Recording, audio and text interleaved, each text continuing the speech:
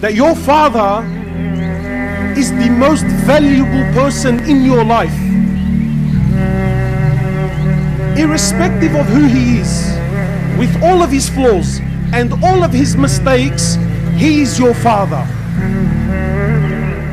And I don't know what else to say. How do I say it in a way where, brother, you know your father, he owns you.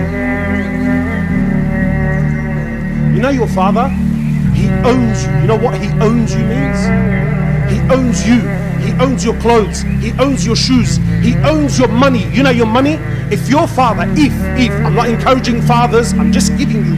If your father took every single dollar you own, you have nothing in front of Allah. You have nothing in the Islamic courtroom. You have nothing, because he owns you. He owns your wealth. He owns your clothes. He owns everything about you. He owns you. That's your dad. And don't ever think in your life that any man on this earth will ever love you and care for you and want goodness for you more than your father. Impossible. I'll challenge anyone.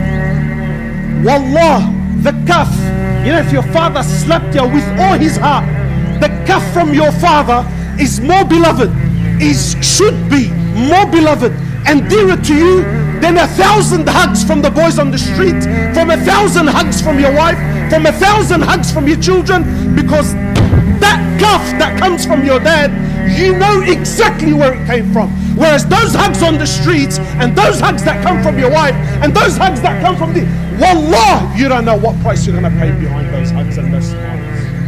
But whereas with your dad, you know exactly that when he whacked me, as much as it hurts, you know it came from the core of his heart for your goodness only.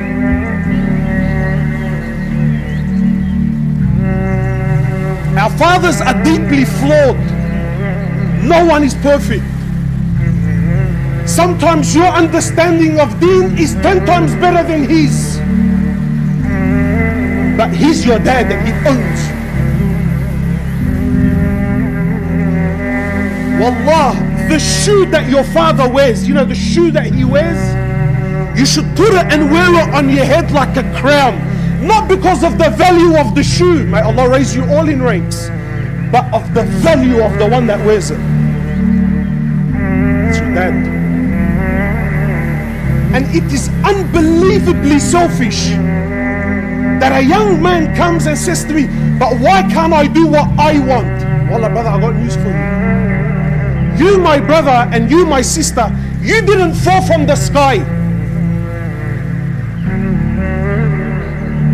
Someone bled and cried and broke their backs to watch you grow and become a young man. You're owed.